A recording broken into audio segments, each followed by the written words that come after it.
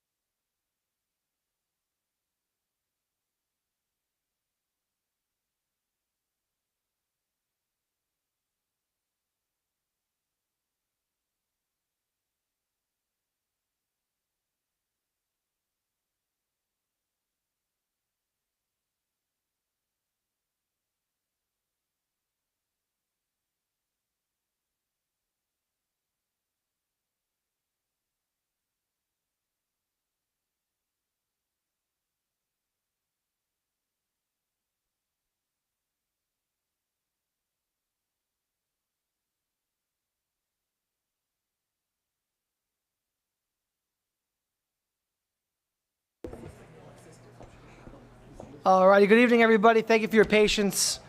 Can I have a motion to reconvene into open session? Motion, Dr. Siddiqui, seconded by Mr. Edwards. All in favor, 4-0. Please rise for the Pledge of Allegiance if you can. The flag is in the back of the room. Pledge allegiance to the flag of the United States of America and to the republic for which it stands, one nation, under God, indivisible, with liberty and justice for all.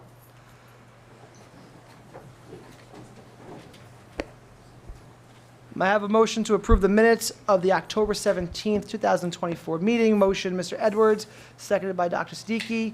Questions or comments? Seeing none. All in favor? 4-0. All right, Dr. Steele, that brings us up to our accommodations this evening. Yes, this is always the best part of our meetings. I'm going to turn it over to Mr. McNamara, who is going to present our students that are going to receive their accommodations tonight.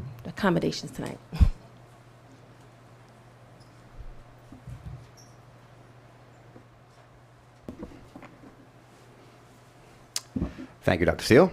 Good evening, distinguished members of the Board of Education, Dr. Steele, and our district administration, and to our community members, family members, and students, both here and at home. For those who don't know me, my name is Corey McNamara. I'm the proud principal of John Glenn High School. And tonight, I have the absolute honor and privilege to recognize our valedictorian, Davin Lee, and our salutatorian, Catherine Moravec. Unfortunately, Davin was unable to make it this evening as he had to reschedule a college visit planned to a place called MIT. So we have invited him back next month to honor him in person. Catherine, as our salutatorian, please join me at the podium as you represent one of the top 2 academic students at Elwood John H. Glenn High School for the 2024-2025 school year.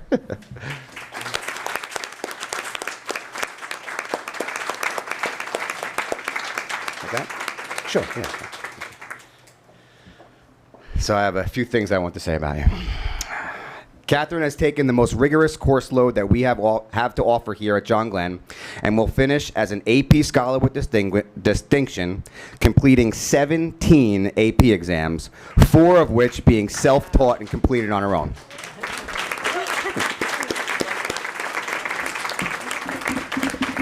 If I'm doing the math right, and please check my work, she will leave Glenn with the potential of earning 51 college credits. 17 times 3 is 51, right?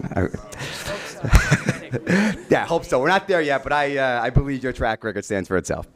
Typically, a first-year college student enrolls in 15 credits per semester. So again, please check my math, but that is 3 semesters worth of college credit with the remainder of 6 additional credits, putting Catherine more than halfway through her sophomore year before even setting foot on a college campus. It is impressive and absolutely incredible. Oh, and by the way, close to a 100 average while doing it all. On top of that, Catherine is also a participant in the prestigious Cold Spring Harbor Lab internship and is a proud older sibling to her younger brother. In my opinion, however, what is most impressive about Catherine, aside from her passionate fandom of Pink Floyd, is her drive, dedication, and determination to be her very best genuine self. Catherine has continuously impressed her teachers and counselors day in and day out, and aside from this recognition this evening, Catherine will be remembered as one of the brightest and most pleasant students to walk the halls of John Glenn. Catherine, congratulations on this accomplishment, congratulations to your family, and we look forward to seeing what you are able to accomplish for the remainder of this year and, of course, in the future.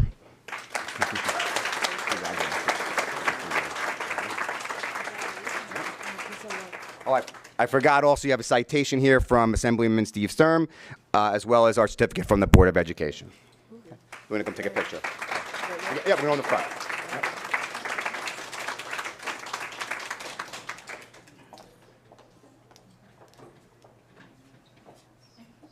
You okay? Yeah, I'm just seeing who's next to get him. Gotta get him his swords.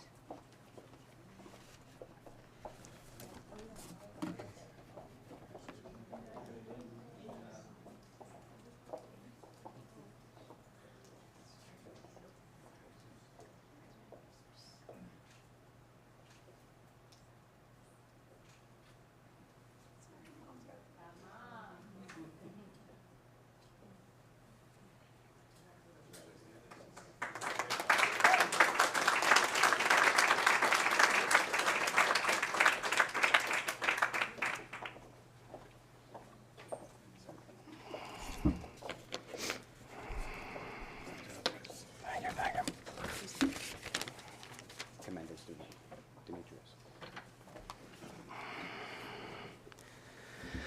Next, we are honored to announce 2 outstanding John Glenn students who earned National Merit Recognition by the National Merit Scholarship Program as a commended student. Our 2 students are Davin Lee and Demetrius Critchlow. Davin will be receiving his recognition next month, but I invite Demetrius to join me at the podium.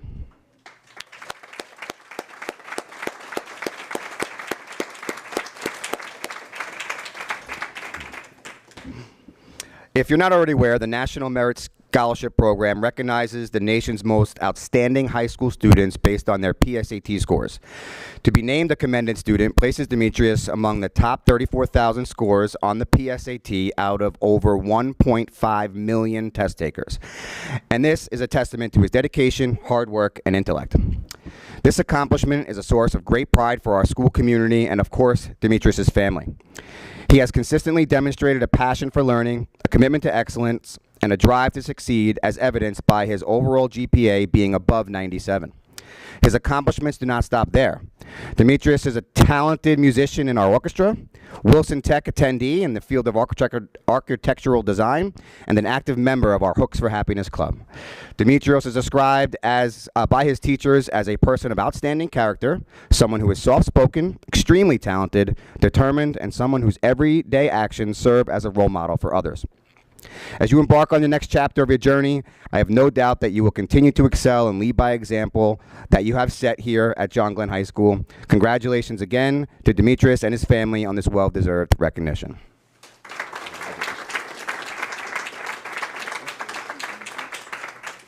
And again, we are able to provide a citation from Assemblyman Steve Stern's office, so you have that in there as well. Okay.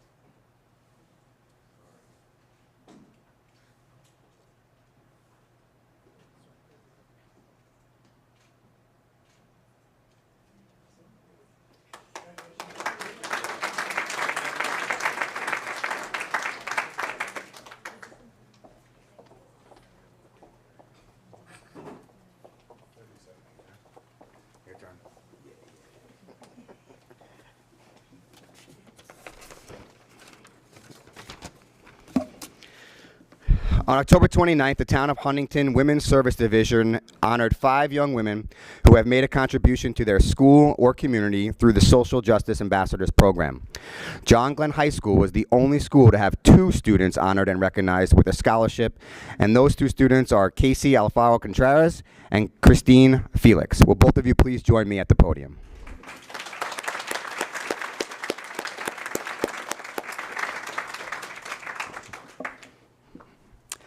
John Glenn High School has been part of the Social Justice Ambassador Program since its inception. What started as a small group meeting with our social worker, Ms. Joanna Sepp, for school leaders from diverse backgrounds, this blossomed into a full-grown club now under the advisement of Ms. Alessia Franco and Ms. Lindsay Brady. According to the invitation, the women selected had made a positive difference, mentoring, supporting, enhancing, and contributing to the advancements and lives of women in our community. Ms. Franco and Ms. Brady wrote this about Casey. Casey is a dedicated student who has been an active member of the Social Justice Ambassador Program for the past 2 years. Her commitment to promoting equality and positive change extends well beyond this role. She has consistently promoted the values of the ADL, where she has worked to combat hate and promote inclusivity, while playing an important role in creating a more accepting community. In addition to her advocacy work, Casey has engaged in community service and plays soccer, showcasing her well-rounded nature and dedication both on and off the field.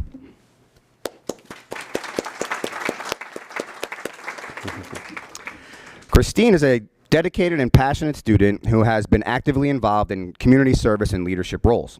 For the past 2 years, she has been a member of our Social Justice Ambassador Program, where she has worked to promote equity and inclusion within her community. Christine also recently completed training with the Huntington Youth Court and will be inaugurated as a member on December 3rd. Her commitment to serving others extends to her community church programs, where she is also working to establish youth programs. Participation in the ADL, she's also a basketball player and a part of our Natural Helper program. Christine's dedication to social justice, service, and leadership sets her apart as a role model within her community.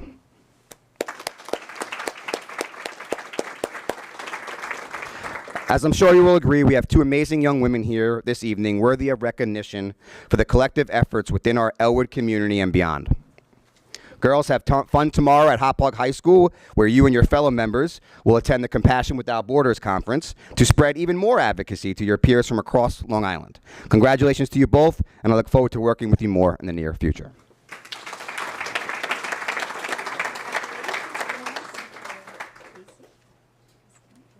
Now you get to go front for a picture too. Yeah, yep.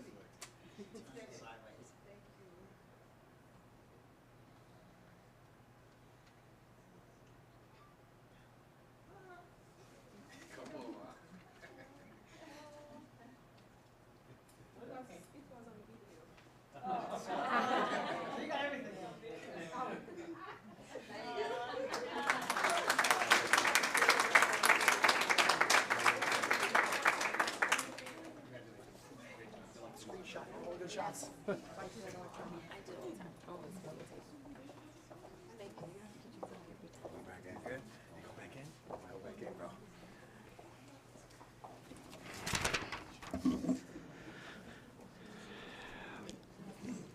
This really is one of the favorite parts of my jobs, where I get to just share what the amazing students at John Glenn are able to do on a day in and day out basis. I have one more. This next amazing John Glenn High School student that I would like to call to the podium is Patrick Heffron. Patrick, please join me.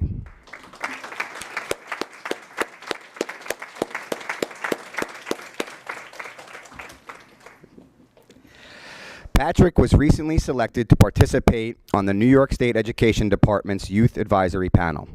He is one of approximately 15 students from across the state that was selected, a first ever for John Glenn. If you are not already aware, the Youth Advisory Panel, according to their website, was established to advise state ed on proposed policies related to the education of students with disabilities. Panel members engage in facilitated discussions with the New York State Education Department staff based on various policy concerns and issues. In addition to commenting on and providing their recommendations regarding proposed policies, panel members share their concerns and recommendations for future policy considerations. Their participation serves to advise NYSED from a first-hand perspective on ways to improve the quality educational service and student outcomes. Participation on the panel also provides students with the opportunity to sharpen their self-advocacy and leadership skills and network with other youth. Although only a 9th grader, Patrick is sure making a name for himself already at John Glenn, and I look forward to our future work together and to your feedback and perspective from participation in this amazing opportunity. Congratulations to you and your family.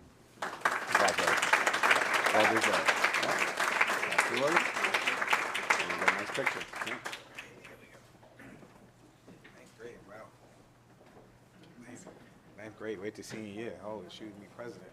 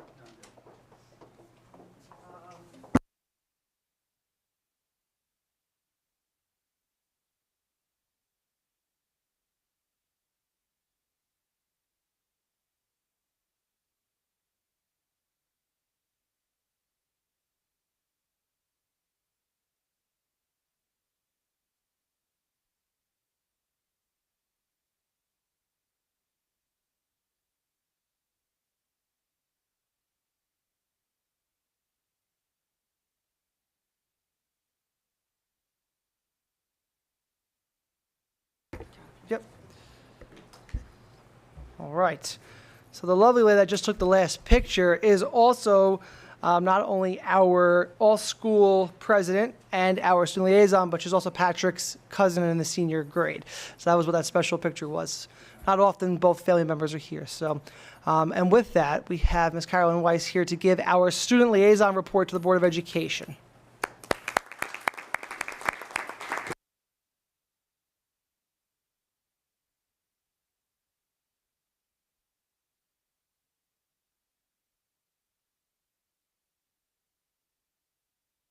Sorry. Hello and good evening, everyone. It has been a vibrant and exciting time across the Elwood School District, and I am overjoyed to share all the incredible activities and accomplishments from each of our schools this month. Starting at Harley Avenue Primary School, they kicked off the year with their first ever Knights Pep Rally, which was a huge success. The Halloween Parade and Harvest Festival were enjoyed by students, staff, and families alike. Our kindergartners had a special visit from the Comac Fire Department and are now busy practicing for their Thanksgiving feast performance. The high school and Harley collide as Mrs. LaBarber's class has partnered with Miss Fucci's high school child development class, fostering mentorship and collaboration. Both Miss Fucci's class and the kindergartners are loving this experience. Second graders have taken on the responsibility of helping with morning announcements, and first graders enjoyed a magical trip to the Engelman Theater to see Rapunzel. Lastly, students and staff are filled with joy that their Blooming Buddies Club is officially underway and their booster clubs are running smoothly. Next at Boyd, October ended in a high as the Halloween festivities struck it out of the park, with a fantastic parade that drew a large crowd of excited fans. Through November, students have been enjoying the activities offered by the booster clubs, with new after-school programs set to start soon. Specifically, some after-school programs such as Chess Club and the Blooming Buddies Club also launched this month. The students are so thrilled with the opportunity to have more experiences outside the classroom. The GOAT Assembly and fundraiser kicked off with enthusiasm, and the administration cannot wait to see the creative designs our students come up with as part of this initiative. Our JMVPs have been thoroughly celebrated for the past 2 months for their achievements and look forward to honoring the next group of students soon. Additionally, many students are earning night cards daily as part of our PBIS program, reinforcing positive behavior across the school. Now onto the EMS. Halloween was unforgettable, with the school transformed into the land of far, far away and staff dressed as Shrek characters. 6th through 8th graders were thrilled to see such collaborative Halloween spirit. On October 25th, students attended a festive Halloween social, dancing and celebrating with their friends. To celebrate our students' achievements, EMS's administration is preparing for their first Elwood Recognition Award Breakfast on November 22nd, where we will honor students for their hard work, positive attitudes, and strong character. The EMS food pantry and care closet are being stocked for their holiday season with generous donations, including a contribution from Brownie Troop 17. Additionally, our ENL Thanksgiving celebration brought students and families together for a memorable evening filled with food, desserts, and raffles, made possible by the support of our staff and families. Lastly, at John Glenn High School, the environment is booming as we continue to foster school pride and achievements. Spirit Week, Homecoming, and the Homecoming Dance with over 450 students were major successes. I think everyone can see the new wave of Elwood spirit is coming in strong through these events. In addition, the Newsday Marching Band Festival showcased our talented marching knights and their constant commitment to their craft all season long. Seniors began a new tradition with a class photo during the senior breakfast. Altogether, the class of 2025 got to experience the painful humbling of a drone camera. And our new favorite catchphrase is 1, 2, 3, big smile. Thank you, Lifestyle Studios, for that one. On the athletic front, huge congratulations to the boys soccer team and girls cross country team for winning county championships, and to the football team for their Big Four champions designation. Each team worked extremely hard to accomplish what they did, and the whole community is filled with pride. Moving on, the second annual ENL Thanksgiving Feast was a wonderful event, with students and staff collaborating to prepare traditional Thanksgiving dishes and cultural favorites for over 50 guests. October students of the month were Olivia Fury, 9th grade, Bella Ronai, 10th grade, Yannick Valverde, 11th grade, and Joseph Matthew, 12th grade. The senior class valedictorian, Davin Lee, and salutatorian, Catherine Moravec, have been recognized for their outstanding academic achievement across their high school career. Congrats to all these students. The counseling department has been holding college application workshops in the library every Tuesday this month, while the SAD blood drive brought in 45 life-saving pints of blood, our highest total in recent years. Moving on, district-wide, teachers participated in Superintendent's Conference Day on November 5th, participating in workshops focused on best instructional practices and grading equity, with staff from John Glenn and EMS collaborating to share strategies and ideas. Now, as we head into Thanksgiving, we're incredibly proud of the spirit, hard work, and generosity shown by our students, staff, and community. Thank you for making Elwood such a special place to learn and grow. Wishing you all a wonderful Thanksgiving filled with joy and gratitude. Thank you.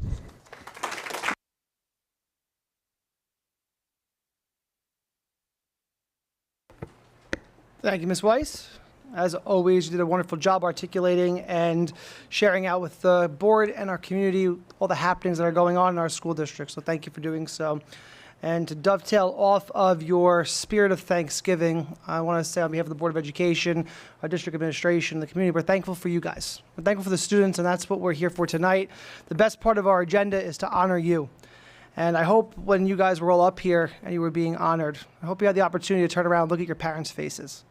The pride and the beam that was coming off of their faces of how proud they are of you was something for us as a board to really get to enjoy. I'm not sure everyone got to see it, but you should be proud. We're proud of them as well. And I will say, like I say in many meetings, while you're here, you represent yourselves, you represent our school district, and you represent your families, and you're doing so in a way that we as a school district get to benefit, right? Elwood is now shining in a brighter light because of your accolades, your hard work, your dedication, and that trickles down and into the hallways of the school. So you are leaders among leaders in the Elwood School District, and we're very proud of you.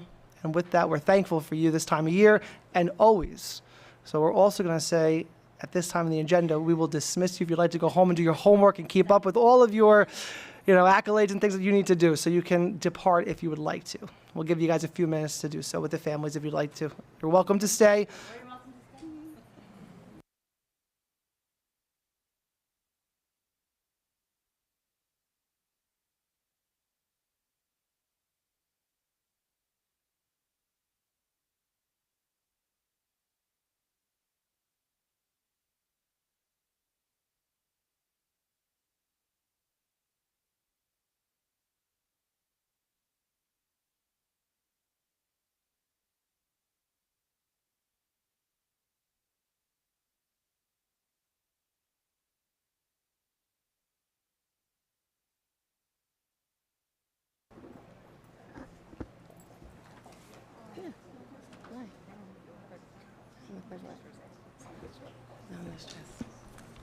Alrighty, Board of Education, we are up to our public hearing this evening as an action item.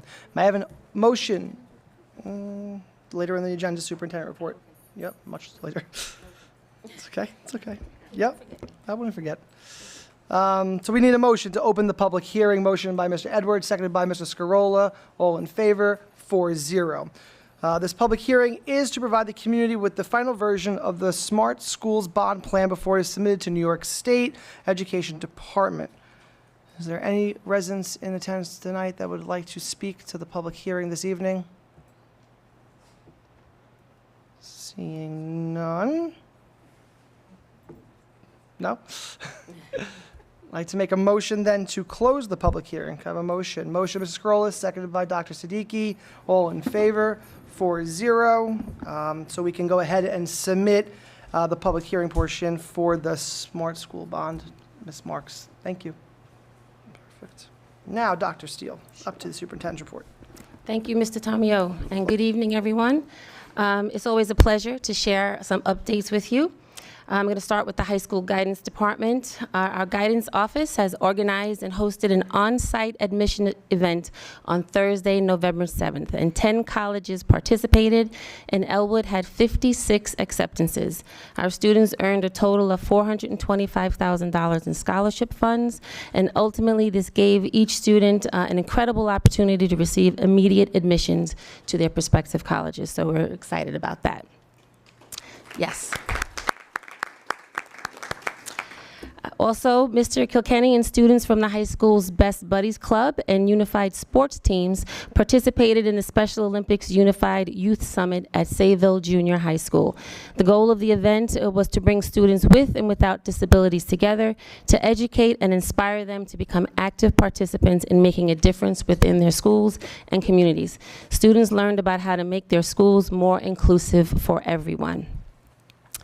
As we wrap up our fall athletic season, we want to congratulate all of our fall athletes. They were celebrated at our annual sports night, awards night earlier this month, and some of our teams did very well. We want to congratulate our boys varsity football team for making it to the second round of this year's playoffs under Coach Shanahan and his coaching team. To our girls cross-country team, they were league and division champions for the first time in 20-plus years.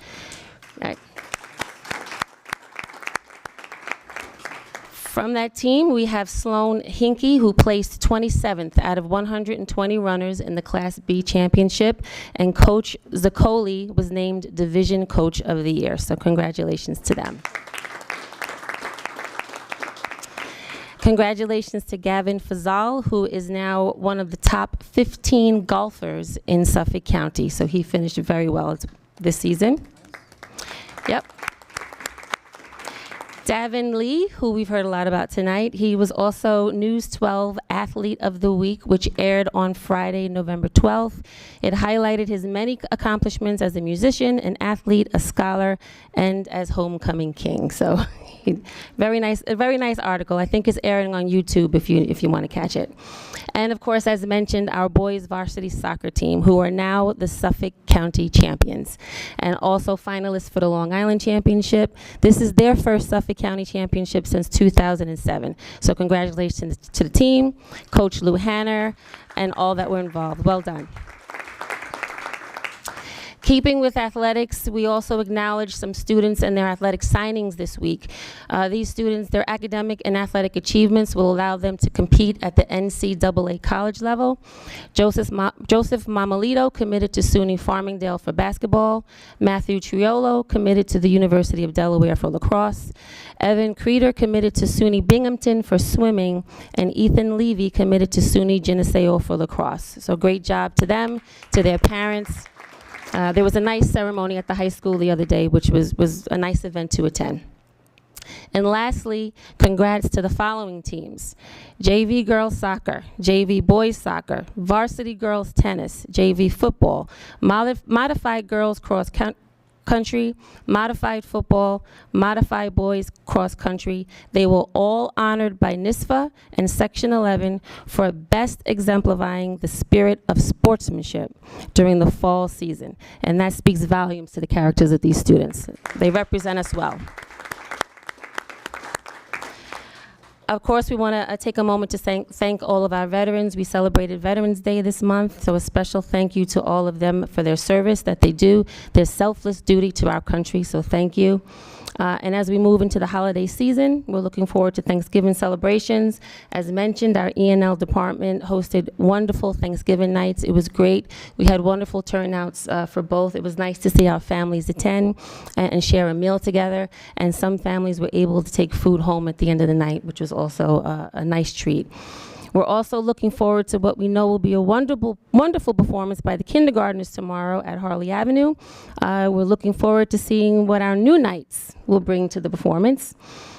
And thank you to all who have made donations to all the school drives and the Elwood Cares Pantry.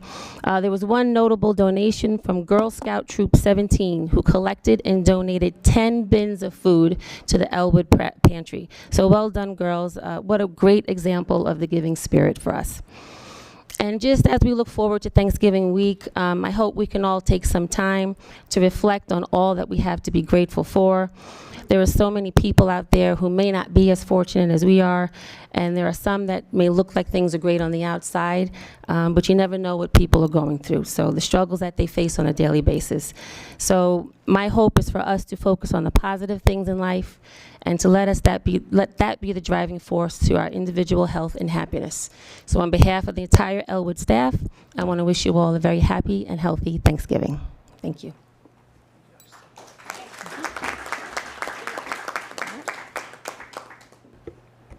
All right, it's going to be like a yo-yo tonight. We're going to go from good to bad to good. I'm kidding. No bad. All right, it's fine. Regionalization. How what? Still good? Okay. All right. We are up to a discussion item this evening for the Board of Education to consider an advocacy measure or the potential letter writing campaign for the topic of regionalization. So the Board of Education, you've been in receipt of multiple correspondences from many, how many, Dr. Steele? I mean, we have plenty of documentation. We have from New York State School Boards Association. We have from the School Boards Coalition. We have from New York State Education Department, which I'll pass out to the board. Take one and pass it down. This is the regulation. I'm going to give you the regulation and Nassau Suffolk School Board's letter as well. You guys all have? Okay. Does anybody need? Do you guys need? No. Thank you. So Mr. Edwards and myself serve on the legislative committee as the co-chairs, Dr. Steele as the administrative supervisor for that as well. And we had many residents attend the legislative committee meeting pertaining to the advocacy measures for regionalization. It came up through the legislative committee that the Board of Education should further a discussion in regards to what advocacy measures we would like to take.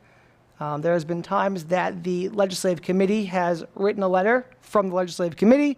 There's been times that the legislative committee has brought forth recommendations to the Board of Education, for the Board of Education to consider, for the full board to send a letter. In this instance, the legislative committee is kind of erring to the side of what would the board like to do here. So the discussion tonight is just that. Whether or not the Board of Education would like to write a letter, kick it back to the the legislative committee, and have the letter come from there. So the floor is going to be open. I'll follow, typical protocol. We'll go down the line, and we can have a discussion as to whether or not you would like to, you're interested, you're not interested.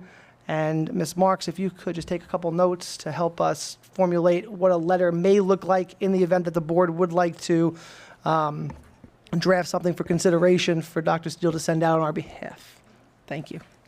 All right, so Mr. Edwards, I know you were part of the legislative committee, so if you would like to share your thoughts, concerns, opinions on this, and where you're at as far as any advocacy measures. Yeah, I think we should draft a letter. I think the committee should draft a letter. We talked about it with our school board, but I think the committee should go back to write the letter, get an idea from the community to see exactly what the letter should say. So I think we should kick it back to the actual committee to write the letter. Yep.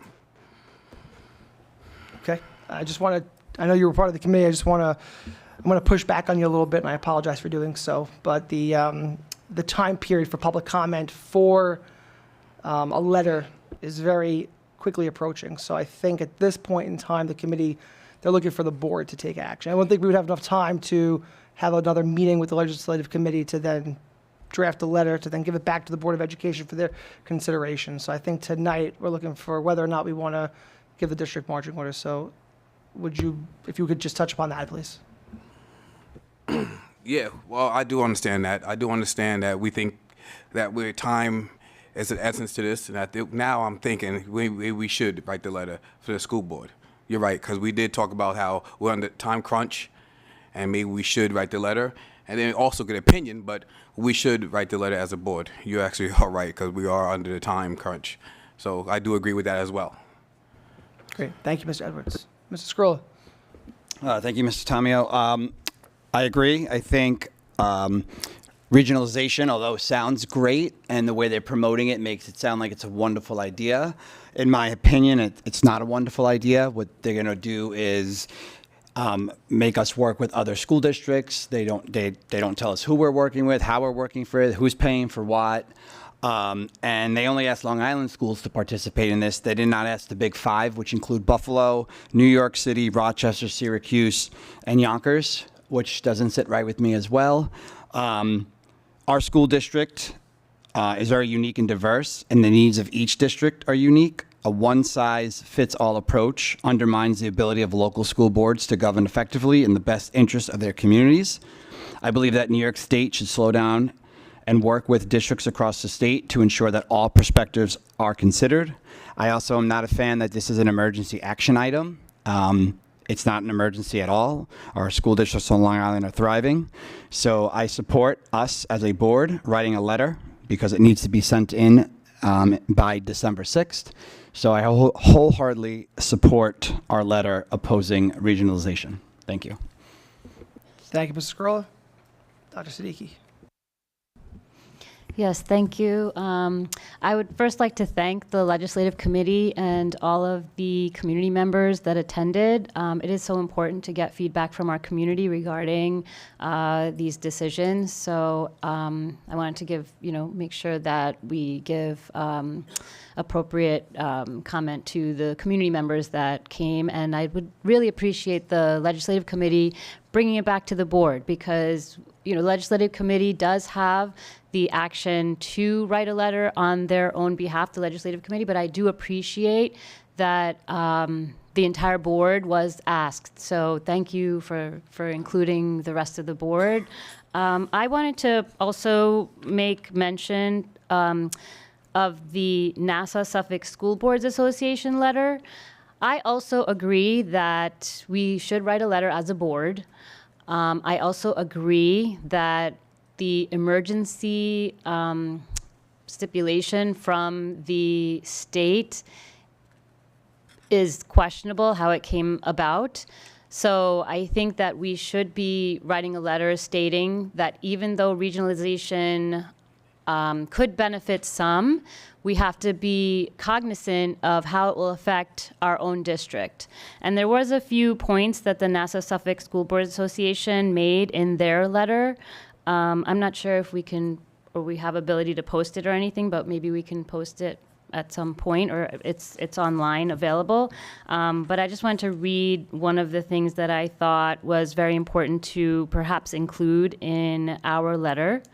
I wanted to say that this is quoting the Nassau Suffolk School Board's letter. So the Nassau Suffolk School Boards Association has always advocated for the preservation of local control and governance of boards of education since its inception, and will continue to do so.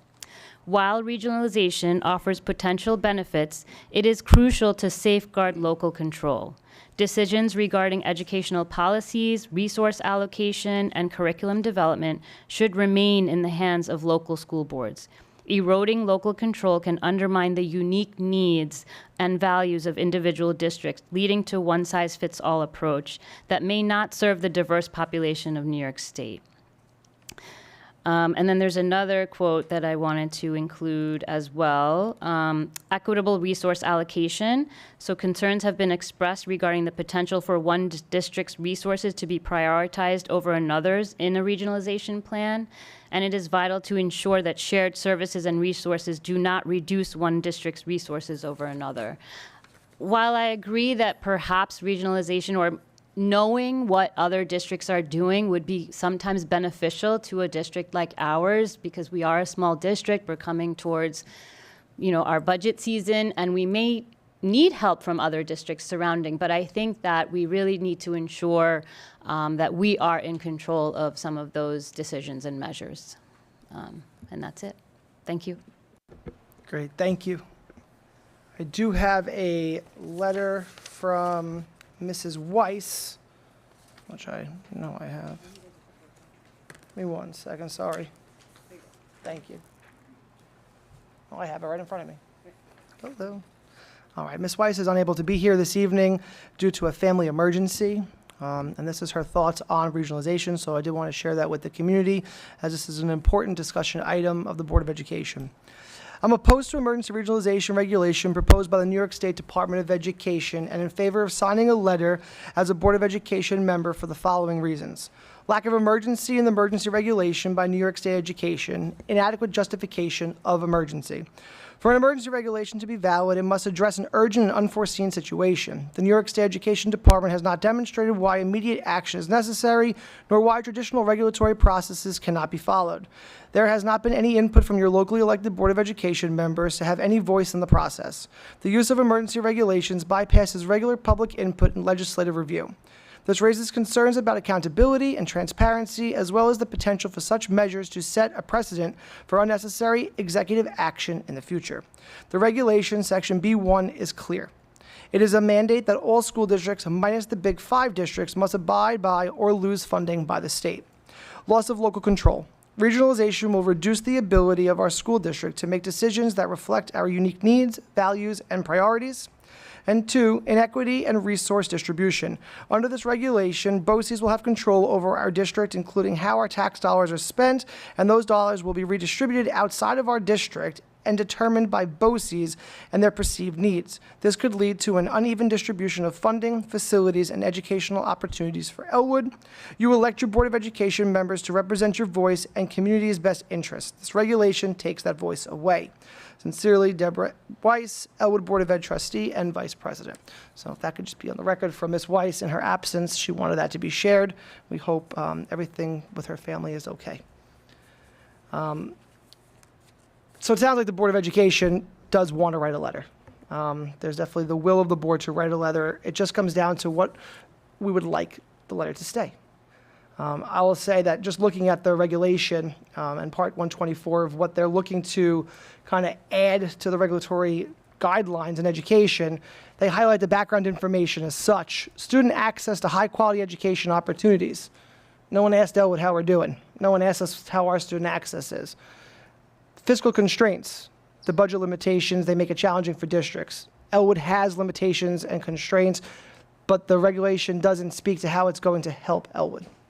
Graduation measures in the initiative. The state put out a portrait of a graduate, which is to demonstrate equity. A wonderful idea in theory, but in my opinion, they don't have the resources to make sure that when every district comes out with the portrait of a graduate, that every district's going to look equal, which is a shame. So in my opinion, the regionalization is to help New York State look more equitable, which is a wonderful thing in theory, and we want to redistribute resources so all students have equal access. But not everybody moved to Elwood, right? Not everybody is playing with the same deck of cards, and that's, in my opinion, it might sound harsh, that's life. And we do our best to have cooperative agreements with BOCES. We do share, right? We have all different types of agreements that we pool our resources, and we do that now. So to have an emergency order, to be under the guise of what is an emergency, when I think of something as emergent, I think that there is something desperately wrong in the moment, and if we don't act now, harm will be done. Harm is being done to the students because not everyone's having equal access. So I get where they're going with it, but I don't think that our district needs to be handcuffed to something that we don't have a voice in. Elwood is a very unique district. We are not a one-size-fits-all, and we do a wonderful job as a community, as an administration, as a board, to make sure that our students have the access, have the needs to perform and to see what you see this evening. That's our student population. So to lose our voice, to have a mitigated opportunity to be a part of something, diminishes who Elwood is. So I have a really hard problem with how the implementation of this is. I don't necessarily disagree with trying to provide for all. I understand where they're going with it, but to say that it's an emergency and you are compelled. There's a word that the governor used, and that there was language within it that says compel. And as a local school board, I've been on the board 10 years, it's hard enough to have Elwood's voice heard. To be compelled to do something removes our voice entirely. So I think that taking this action and taking a measure to let our electeds, New York State Education Department, the governor's office, our regent, right? Regent Tillis went on record to say that he disagrees with the language. That's our regent. They've changed the language so many times because they punted the ball down the field without anybody there to receive the ball. That's, in my opinion, that's what happened. They put the cart way before the horse, and instead of doing the right thing and saying, you know what, we hear you, we hear the Board of Education, then there's 120-something on Long Island. Majority of us have spoken out. Not once has the governor's office said, we hear you, let's have a conversation. So that's concerning. So we don't have a voice. They're telling us we don't have a voice. So for me, I'd like to see a letter that speaks to having a seat at the table, actually listening to the school districts, making sure that we're not compelled to do something that's not in the best interest of our district and our students and our taxpayers. Mr. Scarroll. If I just may add also, and I hope I'm wrong with my hunch, is that school budgets are going to be tight this year, and I'm afraid that they're going to squeeze our budgets and force us into regionalization. I hope I'm wrong.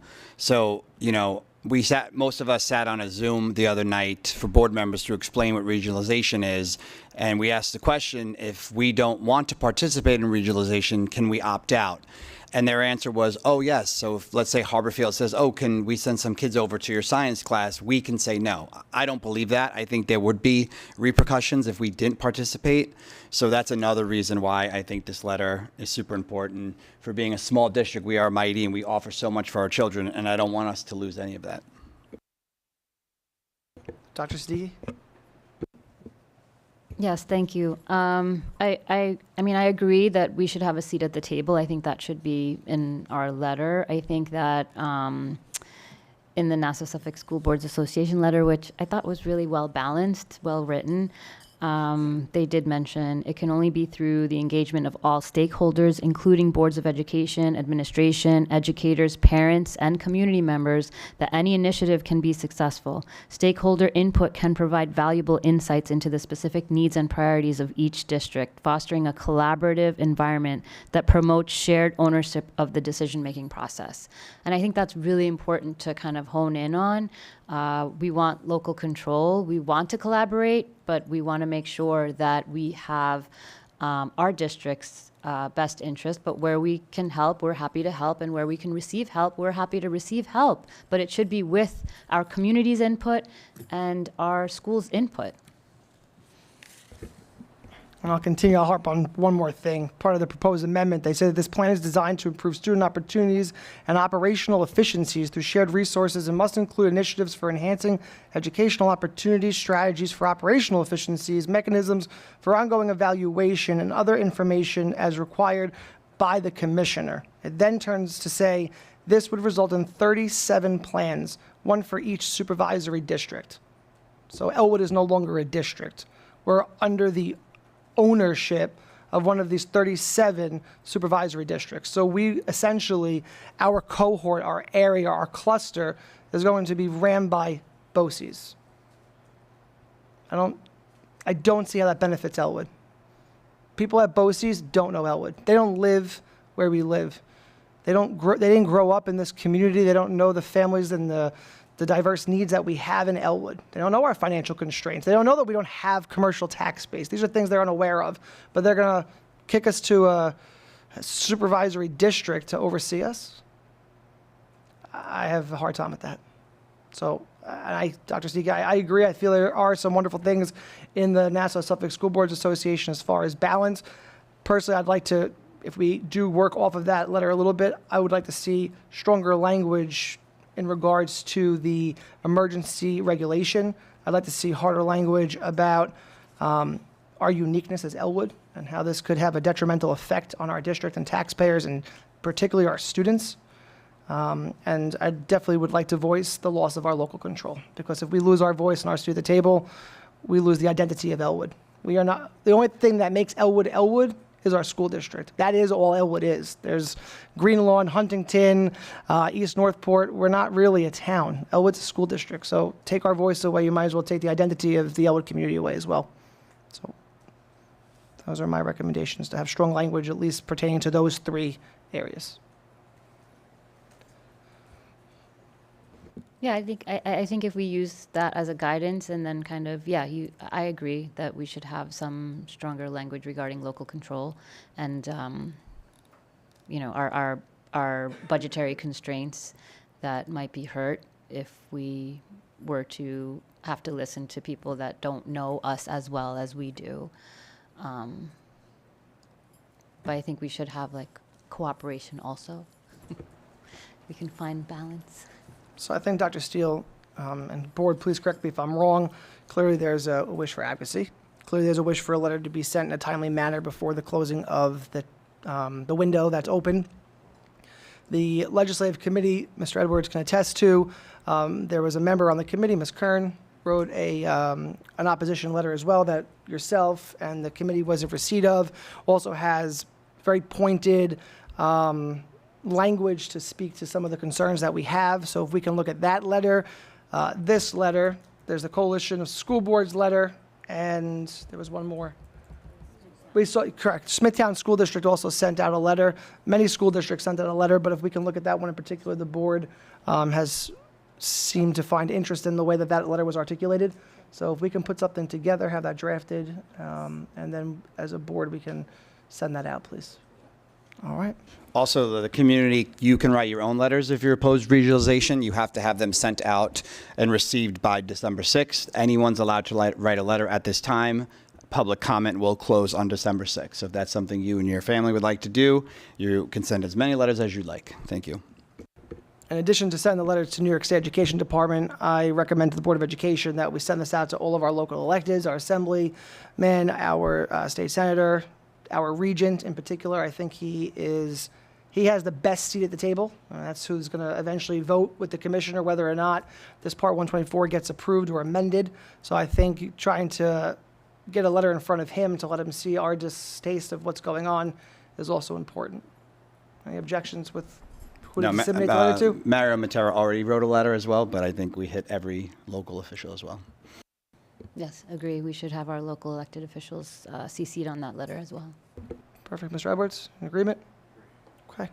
So Dr. Steele and essentially Ms. Marks, if we can include all of our local electeds, Regent Tillis, the Commissioner, New York State Education Department, on the correspondence from the board. All right. Thank you.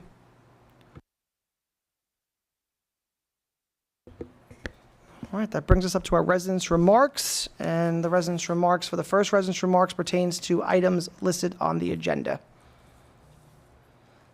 As some are coming up, I'm going to read my little blurb. The board encourages all residents to attend its meeting, and this section of the agenda affords them the opportunity to speak. Persons wishing to speak should identify themselves, state whether or not they are a resident of the school district, and any organization they represent at the meeting. Comments related to district business or any agenda items should be kept as brief as possible and may not exceed 3 minutes. Board Policy 1230. Questions or comments concerning to matters which are not on the agenda will be taken under consideration and may be discontinued by the president. Public discussion of matters relating to staff, students, or others at which their reputations, privacy, or right to due process could in some way be violated is prohibited. Good evening, Amy Kern. The NYSED BOCES regionalization initiative was implemented by emergency rule even though there is no emergency. The rule's stated purpose is the preservation of general welfare. NYSED claims this is a collaborative effort that is intended to foster communication. Affecting change by emergency rule is the exact opposite of collaboration. It eliminates the chance for collaboration. NYSED's FAQs are an obstruction. The rule requires all public schools other than the Big Five to participate. NYSED has refused requests to amend the rule to align with their FAQs and has instead renewed the rule fully intact. The rule is what governs. A second rule affords BOCES power above individual district superintendents and leaves school boards completely out of the equation, giving BOCES the power of the purse. BOCES currently has no role in our budget planning, our board elections, etc. We have a role in theirs. This is an authority flip and takeover. The rules also allow BOCES to inspect schools for performance and to compel schools to amend their regionalization plan. I've never heard of an optional initiative that has an enforcement arm. Schools must submit strengths and weakness data to NYSED by December 6th without knowing the answers to the following questions and so many more. Will our submission of data negatively impact our state aid? What does shared services mean? Will our children be sent to other districts for programs and services, and vice versa? Will less teachers and buildings be needed, and will students who do not have transportation to another district be forced to return to remote or hybrid platform? How will finances be shared between districts? Will we be asked to pierce the cap next spring so that our tax dollars can be allocated to other districts? Will there even be a tax cap since BOCES has none? How can BOCES superintendents possibly oversee the unique needs of each individual district in Western Suffolk? This is not a conversation. This is happening possibly as early as next year. Emergency rule was used to silence your voices. If this goes through, your role will be simply to implement the regionalization plan that you're handed and to levy taxes. You'll have no say as to how our taxes are allocated. BOCES will decide. You will no longer have elected authority, no matter your viewpoint. We've discussed submitting letters in the legislative committee for a few weeks. NYSED's 60-day comment period on this rule actually expires this Sunday. So the letters must go out by tomorrow. 30 seconds, Mrs. Kern. Additionally, nearly 20 Long Island school districts have joined a lawsuit to protect their students and taxpayers from this drastic overtake, having received no response to their letters. I hope your decision to join this effort by tomorrow will be unanimous. I hope that you do all that you can to prevent the overtake of your fiduciary responsibilities to this community. Thank you. Thank you, Ms. Kern. Any other residents wishing to speak?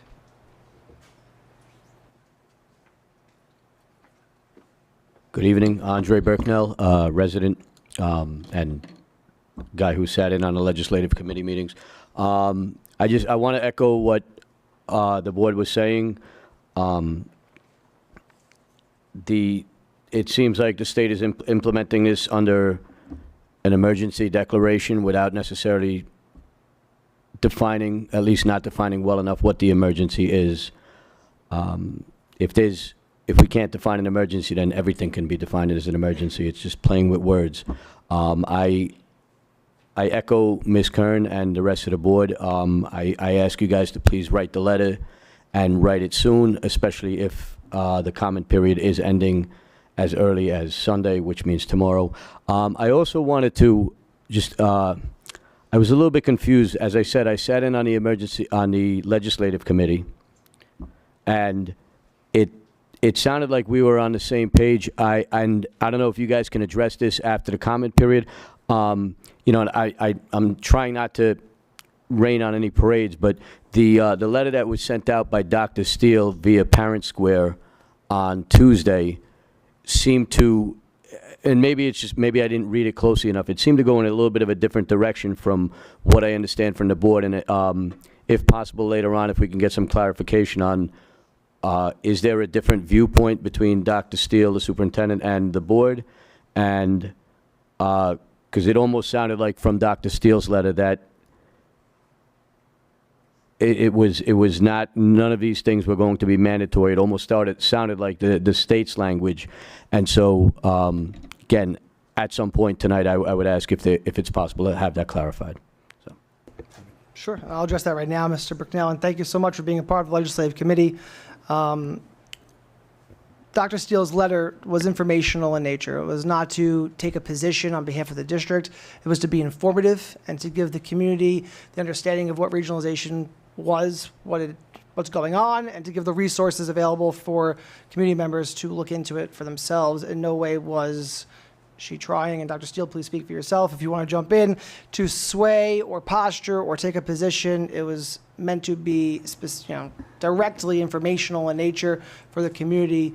Instead of the legislative committee going forward with the letter, it was important that the Board of Education had a voice in this, since it would be our voice that was diminished. So that's why we brought it forward tonight. And we understand that there is a time crunch to get this done. Unfortunately, this was the meeting that we had in November. So we are working as quickly as possible. We had our discussion this evening. The board is unanimous in the sense of writing a letter in opposition. And that is what the board is going to be doing. I hope that helps answer your question. Yeah, so just to quickly echo what Mr. Tamio was saying, we were getting some questions from people who didn't really know what regionalization was. So before we got to this point, we wanted to make sure that we were sharing the information with the entire community, being as transparent as possible. So the letter really was echoing what the state said, just for informational purposes, but also referencing that this meeting was happening as well as a legislative committee. Do I have any time left on the clock? Can I just add one more thing then? Also, I apologize, still Andre Berknell.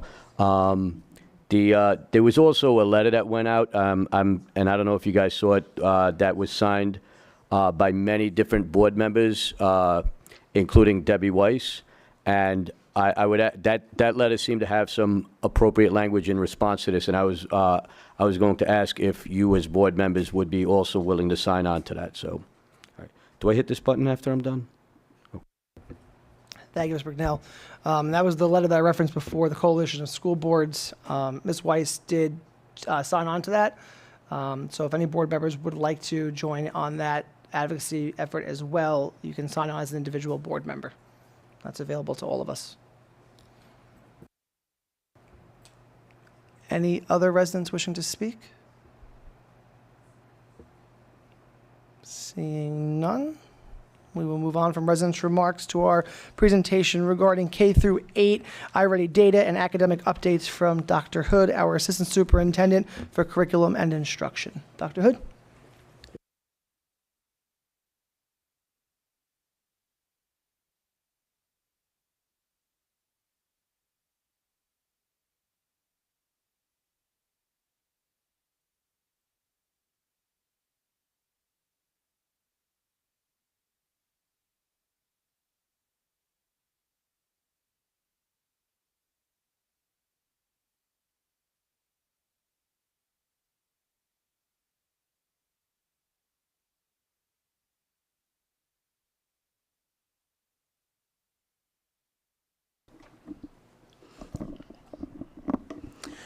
Good evening, members of the Board of Education, Superintendent of Schools, Dr. Steele, fellow district administration, parents, students who may be here or may be viewing from home. I am happy to present to you on the behalf of the Office of Curriculum and Instruction, K-8 iReady data and academic updates.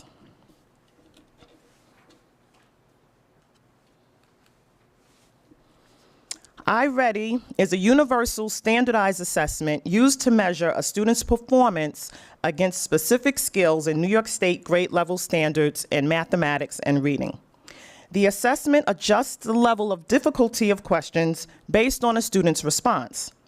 As students answer questions correctly, it adjusts to more challenging questions, and as students answer questions incorrectly, it adjusts to questions that are less challenging.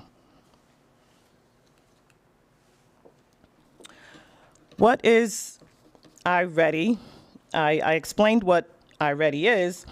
The diagnostic measures a student's academic performance to assist in making informed decisions about instruction and interventions. The assessment is provided 3 times per year, once in the fall, winter, and spring.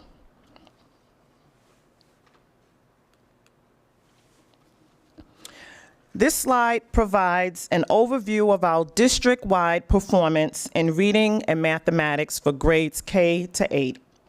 Performance is categorized into 5 levels, and they are distinguished by color codes. So where you see the striped green, that indicates above grade level. The solid green indicates at grade level.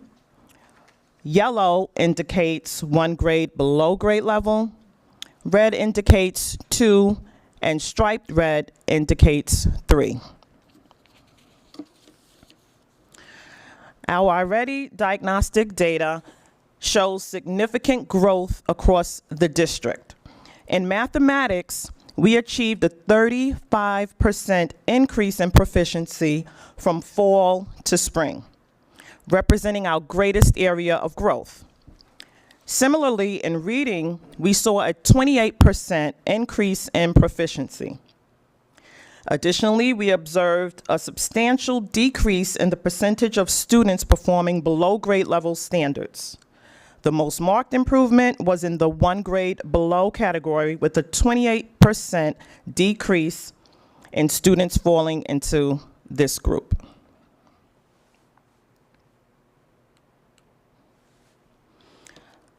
This slide represents data overview from Harley Avenue School, our K-2 building. Similar to district-wide results, students at Harley Avenue have demonstrated significant gains in reading. There has been a 54% increase in the number of students performing at or above grade level, coupled with a 56% decrease in the number of students performing 1 or more grade levels below standards in reading. In mathematics, there is also significant progress, with a 54% increase in students performing at or above grade level and a 45% decrease in students performing 1 or more grade levels below grade level standards.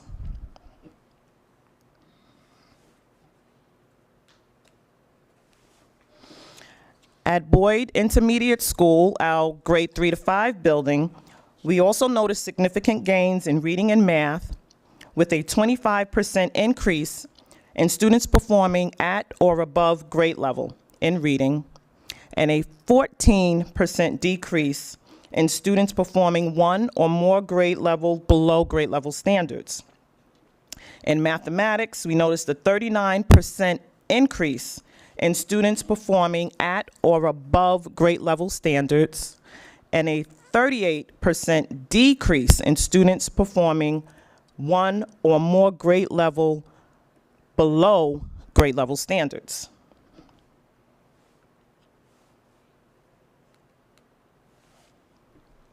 Here we have data overview of Elwood Middle School, grades 6 to 8. At the middle school, we observed improvements in both reading and mathematics. In reading, the percentage of students performing at or above grade level increased by 7%, accompanied by an 8% decrease in students performing 2 or more grade levels below standards. Similarly, mathematics showed a 16% increase in students meeting or exceeding grade level standards, and a 16% decrease as well in students performing at 1 or more grade levels below standards.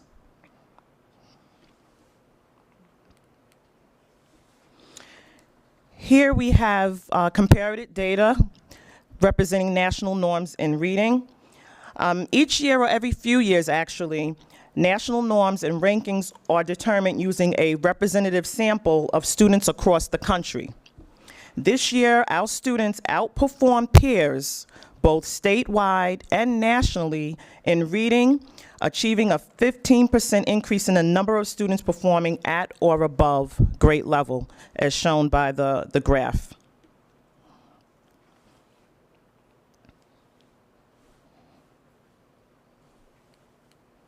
Okay. Similar results are shown here with our students outperforming peers on both the state and national level in mathematics as well.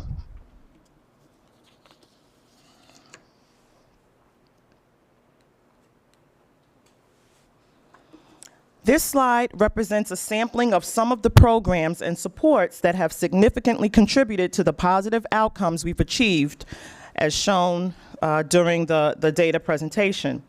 These initiatives reflect our commitment to fostering student growth and addressing diverse needs of our students.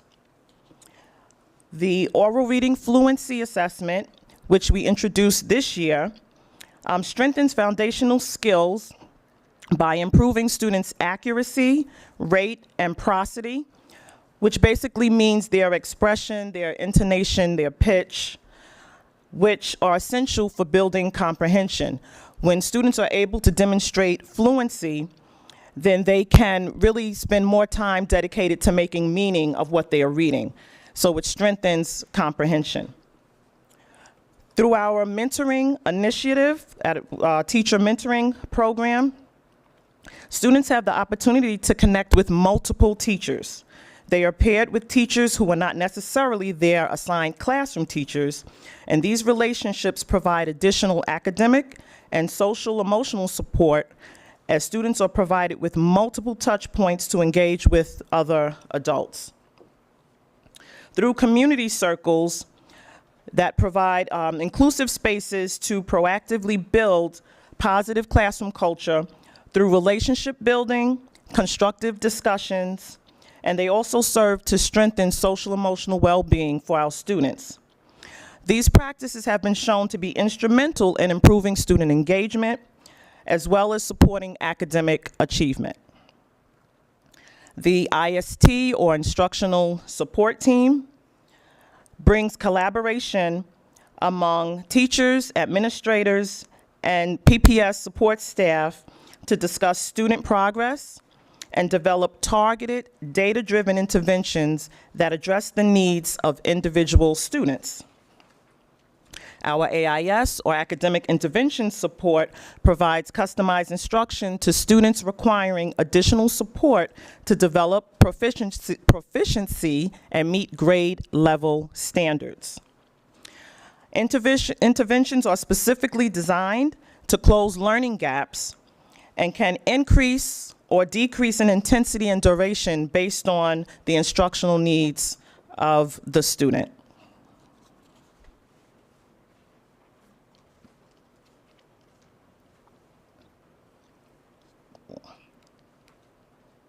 Okay, we're going back.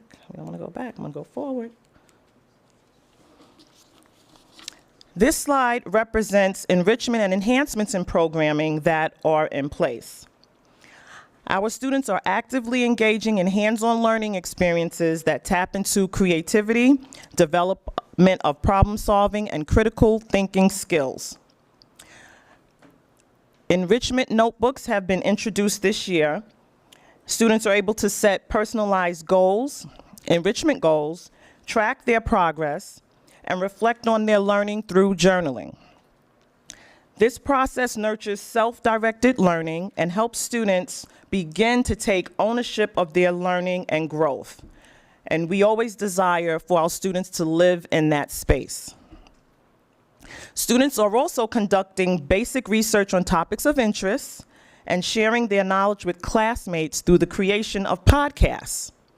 These learning experiences not only cultivate public speaking and presentation skills, but build confidence and deepen content knowledge. Now, there are some links on here. I'm not sure how I would be able to click them, but Martha, if you could be so kind to click the podcast. There's just like a 10-second clip that I want to give you like the experience of what students are doing in the classroom.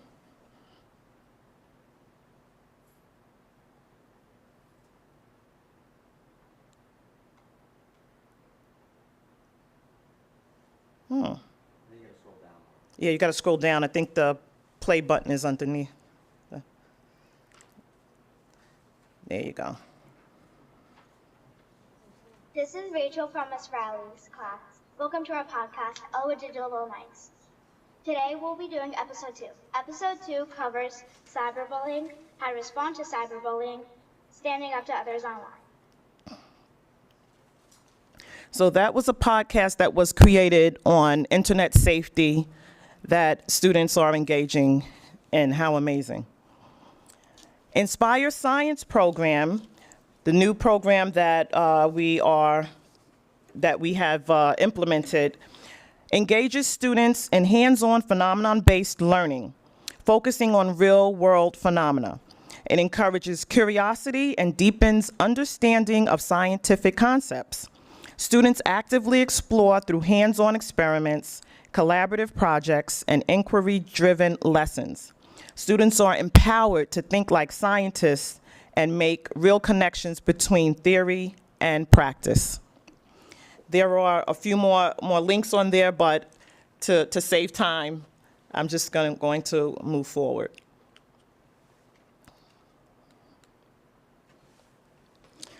Slide 12 just gives a visual representation of some of the things that I touched on the previous slide.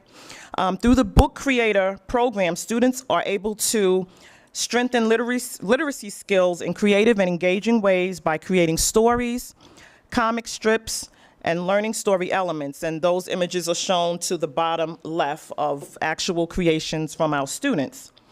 Students are creating digital portfolios to self-monitor the progression of their work. And these portfolios provide a way that students as well as teachers can track academic growth over time as they move through grade levels. It's also a great opportunity to have instructional conversations with students on reasons why they may have highlighted a certain work or project, and just to see the progression from beginning of the school year to the ending of the school year, for them to be able to articulate it and identify it and see their growth. That's real ownership of learning. At Harley, students are being immersed into STEM activities using the Kubu robot, as seen on the slide. They are solving puzzles and building analytical skills through creative problem solving, which kind of sets them up for work at Boyd, where they're utilizing the Dash robot to learn coding, sequencing, and algorithms creations. Across K-8, we are building alignment and progression of concepts.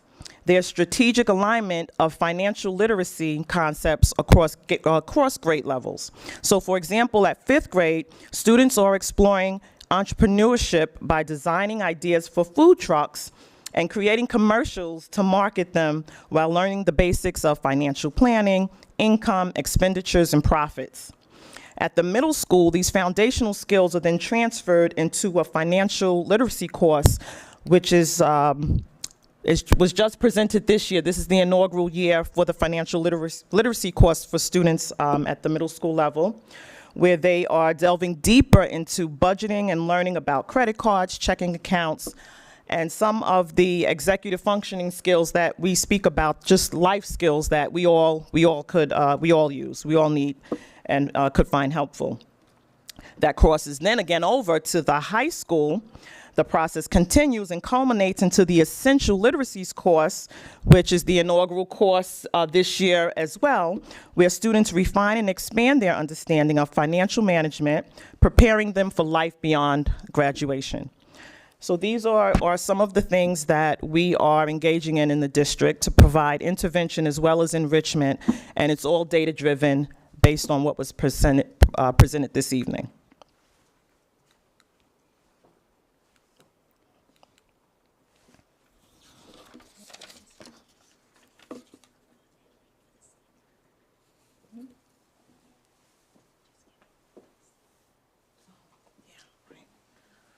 Thank you, Ms. Fine. There is a link, Martha, if you could assist me with one more thing. There is I believe there's a link here. Let me see, back one more. Yes, if you could click on that. I would be remiss, I don't know if that can be expanded, to not discuss the STEM night, that's coming up in January, where our theme is Carnival, is the Carnival, come one, come all. It is always well attended, so just to put that on everyone's radar, it's January 23rd. We are looking forward to a spectacular time, and this is part of our enrichment as well. So keep that, save the date. Yeah, I think I'll leave that one up there. Great, thank you, Dr. Hood. Any questions from the Board of Education for Dr. Hood and the IRA data that was presented? Mr. Edwards? Good. Mr. Scarrillo? Yes, thank you, Dr. Hood. I did notice when I looked at the data that at Harley, we had 0% 3 grade levels back, but then as you progress to Boyd, it was 5%, then 17%, so those numbers are going up. Same thing in math, 0, 5%, 13%, and then at grade level or above, Harley 62, then Boyd drops to 35, then we drop the middle school. So there seems to be a pattern, and I know that as a parent, iReady is just one data point. I don't specifically put a lot of eggs in the basket because it's just one test. Can you speak to what do we do for interventions as our students progress from Harley to Boyd to the middle school? Because there does seem to be a pattern of the numbers going down and in the wrong direction as they progress through the middle school. Well, just to give you just a quick overview, oftentimes, well, you're right, this is just one data point, but oftentimes in September, when we're assessing students, we're doing level setting. And when you're moving, especially during those transition grades between 5th and 6th, when you're moving from Boyd to Harley, you do have a dip in the data. In terms of going from Boyd to Harley, from Boyd to the middle school, the courses are more compartmentalized, it's more content specific, it's more complex. But we normally tend to see maybe a small dip, and then it will increase as well once we move past the transition grades, from moving from 2nd to 3rd and from 5th to 6th. But what interventions do we offer for students at the middle school level, I guess is my question. Well, we have, at the middle school, we have academic intervention services that are provided 3 to 4 times a week based on the needs of the student. We have as I mentioned, the teacher mentoring program, where students are not paired with the teachers in their classes, but they have teachers that they traditionally don't have in their classes, so they have multiple touch points with teachers to work with them. They also have the Level Up program, which focuses more on executive skills, and it's more of an intervention, being proactive before there is a need. We also are utilizing the MTSS framework, which is a tiered system of supports, so that as students move from tier to tier and need intervention, the intervention becomes increasing in duration and intensity based on the needs of the students. We also have at the middle school mandated extra help for students that need it. The parents are contacted and informed that, you know, we feel based on the data, and if students are in need of that, during their lunch periods, they are provided with mandated extra help as well. And in the middle school, if needed, they also have Wilson for students. Yes, and we have, as a matter of fact, this year added another Wilson's Does Wilson reading stop group. at 6th grade? Does Wilson go all the way through 8th grade? I thought. It goes through 8th grade, and this year specifically, we added another Wilson's reading group based on the data to provide students with that extra level of support. Okay, thank you. Dr. Siddiqui, any questions? I don't really have that many. I don't really have a question. I just wanted to thank you for your presentation. And yeah, just wanted to point out also that this iReady data is kind of just taking a point in time for the students. So, you know, like Mr. Scarola said, it is really important for us to not just, you know, use this data to be seeing the whole student and making sure that, you know, the whole student, we see them. Because yes, I noticed also that as the children are kind of coming through, that EMS still had like a little bit more of the below grade level performances. But I think that it's really important to note that as they get to the middle school, things are, you know, a little bit harder, and standardized is a little bit tougher to access, or it's a little bit harder to test middle school students to where they are.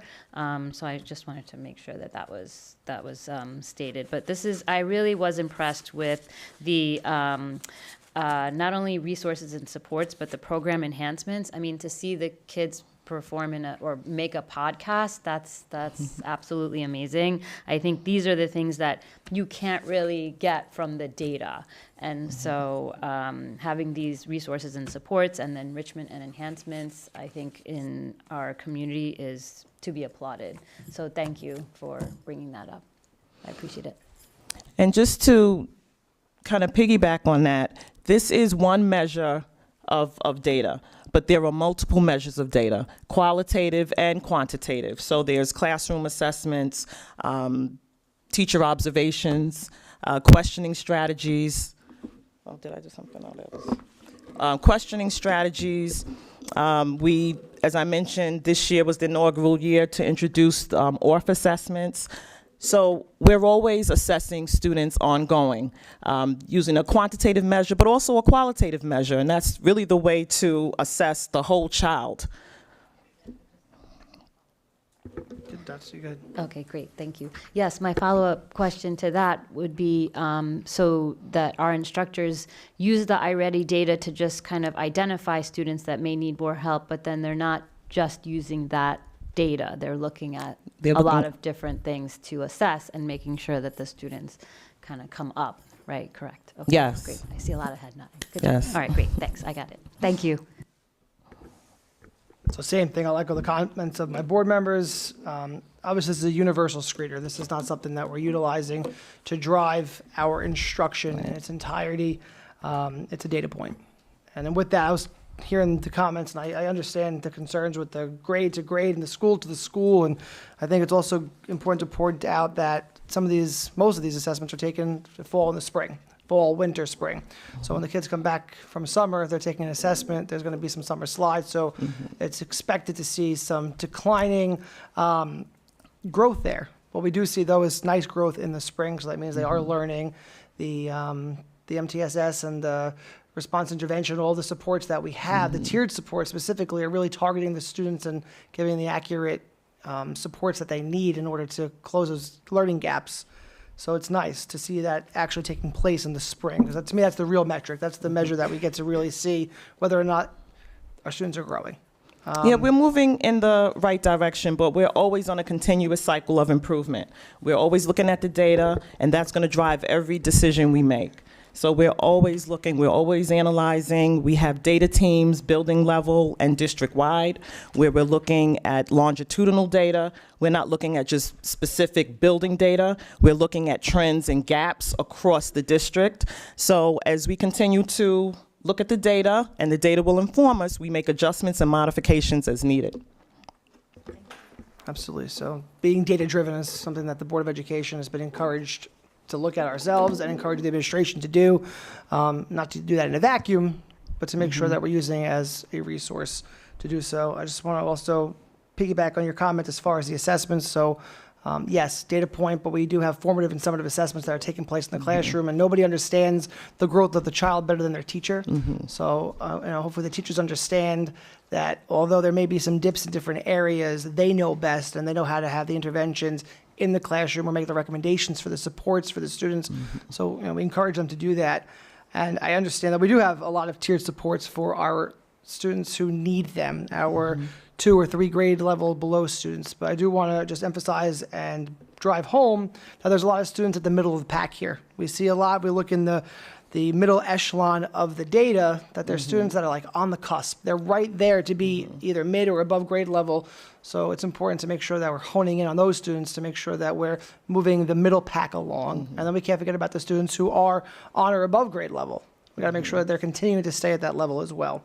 I am in particularly concerned, excited I should say really, for the new reading program, the ELA program that we're going to adopt, and with the science of reading at the elementary level. That to me, if you look at the iReady information, it hones in on phonological awareness and beyond the text reading, comprehension, so things of that nature, that the science of reading is really going back in time to go back to the root of understanding the words to help the students comprehend. So I would love to see this data 2 to 3 years from now after the implementation of our new ELA program and to see the benefits of all the phonics that we're going to be seeing in the classroom. So that's very exciting to me. So I look forward to the future presentations with iReady. Yeah, well, we're tracking longitudinal data right now as we speak. That's awesome. Thank you. And thank you. Any other questions? Seeing none. All right. Thank you, Dr. Hood. Thank you. And Ms. Fine. I saw you jump in there, so thank you as well. All right, that brings us up to our next presentation this evening. We have a presentation on the very such thing, the Elementary ELA Pilot Program, which Dr. Hood, I guess you're staying right. Yeah, I'll stay right here.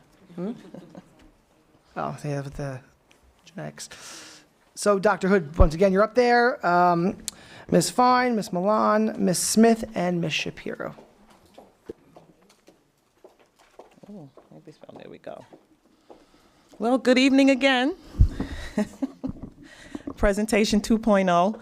I am excited, as Mr. Tomio just mentioned, that the change that occurs, it does not occur in a vacuum. So I am really excited to be here this evening and be able to present with members of our pilot literacy committee, Ms. Fine, our Director of Humanities, Ms. Milan, the principal of Boyd Intermediate.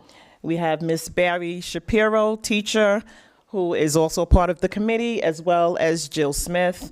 I am happy to be here to present with them. The whole process has been collaborative from the inception, so it would be just seem the right thing to do for us to present and get various perspectives, not only from the administrators, but also from the teachers who are the boots on the ground and who do this work every day. So I'm thankful that we are all here to present together.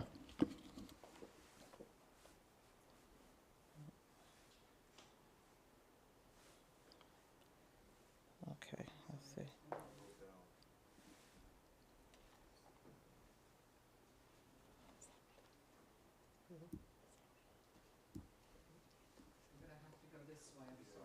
Okay. Oh, okay. So yeah, you can go to the next one.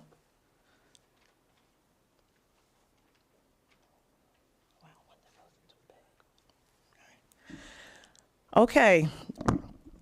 Our journey to curriculum adoption began a year ago with the focus on professional learning for teachers and administrators centered on the science of reading. The training equipped us with a deeper understanding of evidence-based practices and set the stage as a springboard for deeper analysis and review of our programming, development of goals, systems, protocols, and plans for curriculum selection. The overarching goal was to identify and implement a high-quality English language arts program that meets the criteria as indicated on the slide, but also selection of a program grounded in proven practices that support all learners in mastering reading and writing, and to ensure development of phonemic awareness, as Mr. Tomio mentioned earlier, phonics, fluency, vocabulary, and comprehension, which are the pillars of the science of reading, the pillars of literacy. The literacy pilot process is one that has been collaborative and data-driven to ensure our students receive the most effective and evidence-based instruction in reading that not only meets the needs of our diverse learners, but establishes a strong foundation for success inside and beyond the classroom setting. Next will be Ms. Milan, who will speak a little bit about Scarborough's reading rope. Good evening, everyone. You can go to the next one. Thank you. It's important to continuously revisit Scarborough's reading rope. As a reminder, it illustrates the complex interwoven skills required for proficient reading and consists of two main strands: language comprehension and word recognition. Language comprehension involves vocabulary, background knowledge, language structures, literacy knowledge, verbal reasoning, while word recognition includes phonological awareness, decoding, and sight recognition. Proficient reading occurs when these skills are developed and work together seamlessly. The programs we have selected to pilot align with this framework, addressing both strands comprehensively to support student success in reading.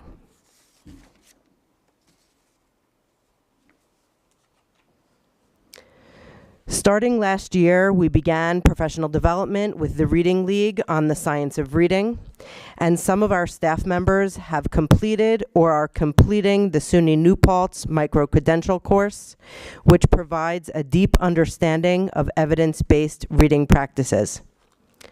To ensure a thorough and informed selection process for new programs, we've implemented several key steps. The pilot companies have provided our pilot committee with presentations, literature, and documentation on their programs. Curriculum materials have been carefully reviewed by the committee and are continuously being reviewed. Each pilot company has facilitated training sessions and demonstrations lessons to equip teachers with the knowledge and strategies necessary to support our students effectively. Teachers on the pilot teams are collaborating with their team members at least twice a month across grade levels to discuss insights, challenges, and successes. And dedicated time has been provided for teachers within each grade level to conduct classroom intervisitations. These opportunities allow teachers to observe all of the programs in action and engage in reflective discussions to evaluate each program's impact. These efforts reflect our commitment to ensuring that all of our students are receiving instruction aligned to the research and that ultimately we will be able to choose the best program for all of our students.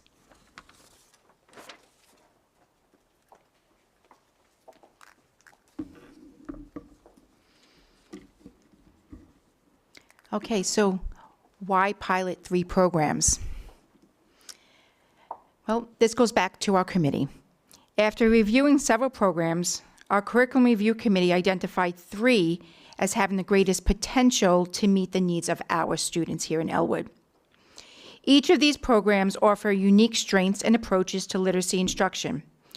By piloting 3 programs, we aim to compare and contrast different instructional approaches and methodologies, identify the strengths and weaknesses of each program, including its alignment to the next generation learning standards, the science of reading research, its emphasis on foundational skills, and its ability to engage students in complex texts. Additionally, we identified opportunities to tailor the curriculum to the specific needs of our diverse student population, ensuring that every child has the opportunity to thrive. I'm going to invite our teachers to come forward to talk specifically about each of the 3 programs that we are piloting. Ms. Shapiro? Hi. So I am going to speak about the Bookworms program. The Bookworms program is divided into 3 blocks daily. One block is the shared reading block, where the kids are engaged in word study, so that's the phonics and phonemic awareness instruction and the decoding instruction. They have explicit vocabulary instruction of a word that they will be seeing in the text that day. There is choral reading and partner reading of grade-level authentic texts. During that time, the children are building their fluency, they're building their comprehension, and there is a daily written response about the reading. And the second block is called the English Language Arts block. In that part of the block, it is a teacher-led support of an above grade level text.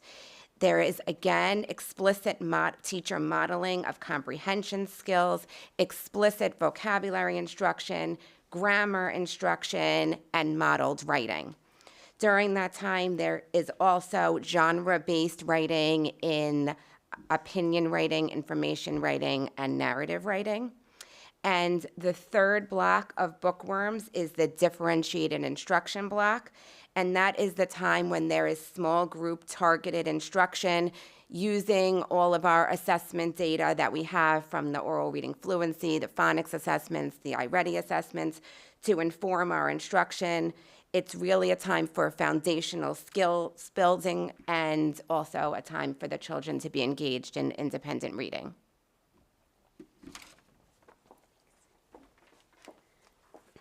I'm going to start off by talking a little bit about the MyView literacy program. Every single text included in this program is authentic literature. There is a very, very strong knowledge building component in MyView where the text integrates both social studies and science content. There is a strong foundational skills component which spans all the way from kindergarten through 5th grade. The lessons are very structured and systematic. Every single day, students are engaging in vocabulary instruction. There are many resources in this program that support not only our English language learners, but also our students with disabilities. There's a great digital component where students can complete their work online. And of course, it is also science of reading aligned.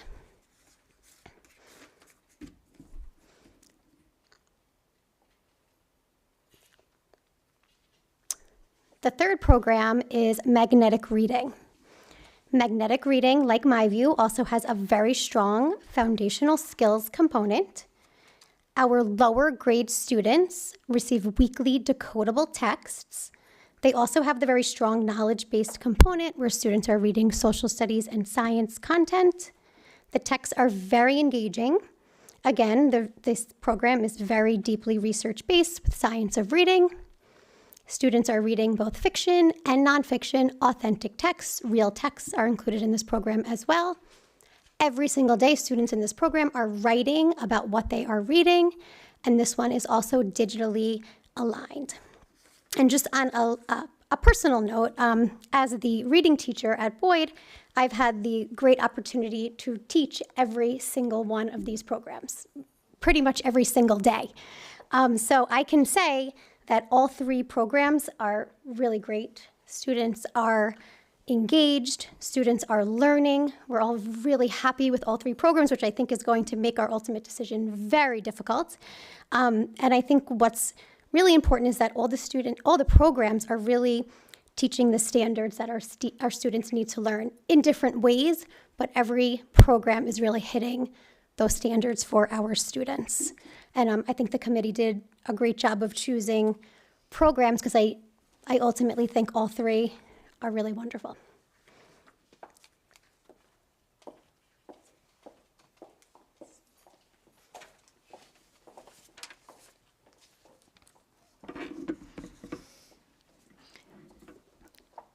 The next question will be, how will we make the decision? Well, we are committed to making an informed decision about the best program for our students. To do this, we will carefully evaluate each pilot program based on several key factors. We are tracking student progress in reading, writing through standardized tests, classroom assessments, and observations. We are gathering input from teachers on the program's effectiveness, ease of use, and overall impact on instruction. We're assessing the alignment of the program with state standards, the quality of instructional materials, and its ability to meet all learners. We are evaluating the quality and effectiveness of the training and supports provided to teachers for implementing the program and enhancing each teacher's own instructional practices. And finally, a little later in the school year, we will be seeking feedback from students and parents regarding their experiences with the programs. And by considering all these factors, we hope to be able to select a program that will best support our students' academic growth and prepare them for future success.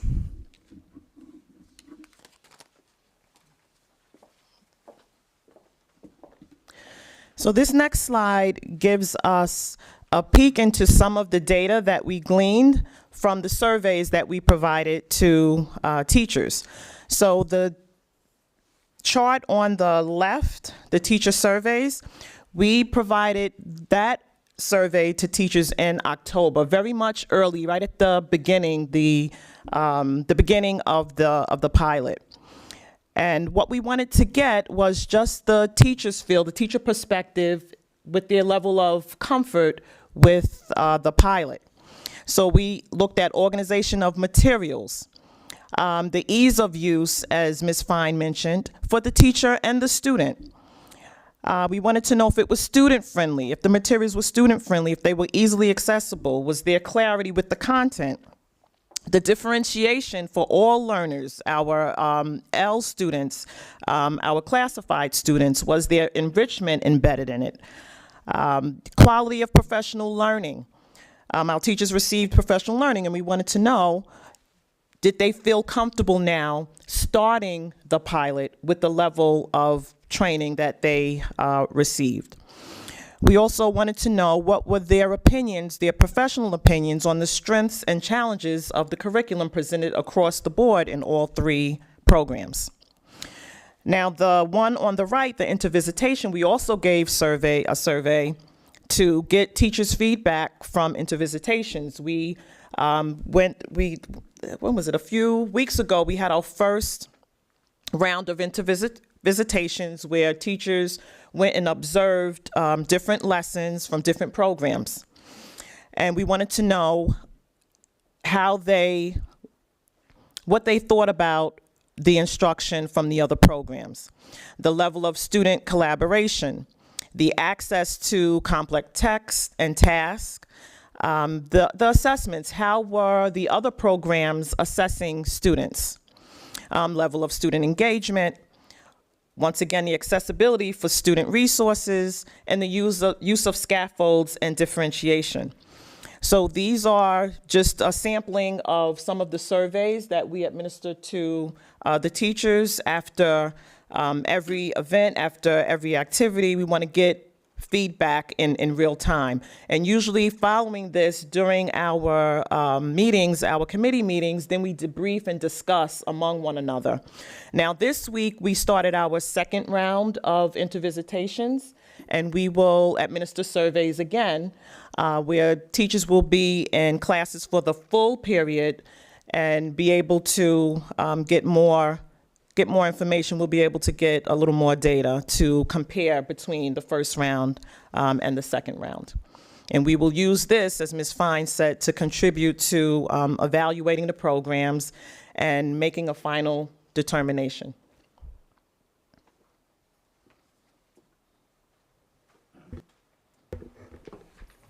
Thank you all for a very informative update on the pilot programs.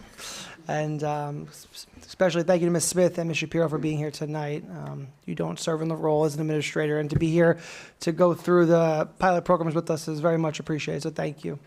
And to our administrators, obviously, thank you for being here as well, but they went above and beyond tonight. Any questions from the Board of Education? Mr. Scroller? Thank you all for being here. I know your time is valuable. I guess I just have one question. When we decide to pick a program, how do we bridge the gap from the students that were, let's say, using program A and B if we chose C? So now certain groups already had the program we picked. Now we're mixing them all back together.